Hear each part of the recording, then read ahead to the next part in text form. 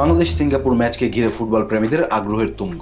নানা সমস্যার পর গত 27 মে টিকিট ছাড়ার কিছুক্ষণের মধ্যে বাফুফে থেকে জানানো হয় সব টিকিট বিক্রি হয়ে গেছে। তবে সাধারণ দর্শকরা ঘন্টার পর ঘন্টা অপেক্ষা করেও কোনো টিকিট পাননি। টিকিফাইয়ের প্রতিষ্ঠাতা ইফতিকার ইফতি জানান, বিদেশ থেকেও অনেকে টিকিট কেটেছেন। ব্রাজিল থেকেও 2টি টিকিট কাটা হয়েছে বলে জানা গেছে। বাফুফের টিকিটিং পার্টনার টিকিফাই বাংলাদেশ সিঙ্গাপুরের ম্যাচের টিকিট বিক্রির দায়িত্ব নেন। তবে টিকিট ছাড়ার কিছুক্ষণের মধ্যেই সব টিকিট বিক্রি হয়ে যায়। সাধারণ দর্শকরা ওদের অপেক্ষা করেও টিকিট পাননি। মজার ব্যাপার হচ্ছে, বিদেশ থেকেও টিকিট কাটা হয়েছে। অস্ট্রেলিয়া, আমেরিকা, এমনকি ব্রাজিল থেকেও টিকিট কাটা হয়েছেন বলে জানিয়েছেন টিকিফাইয়ের প্রতিষ্ঠাতা।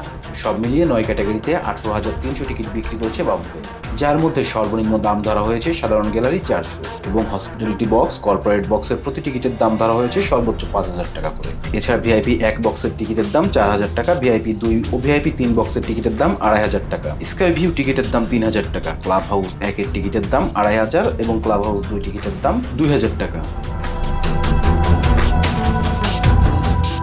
আগামী 10 জুন জাতীয় স্টেডিয়ামে এশিয়ান কাপ বাছাই সিঙ্গাপুরের পক্ষে খেলবে বাংলাদেশ। হামজা চৌধুরীর সঙ্গে একই ম্যাচে খেলার কথা রয়েছেন সামিদ সোম এবং ফাহমিদুলের। Rezwan Islam, B sports. Please subscribe our channel to get more information about Cricket World.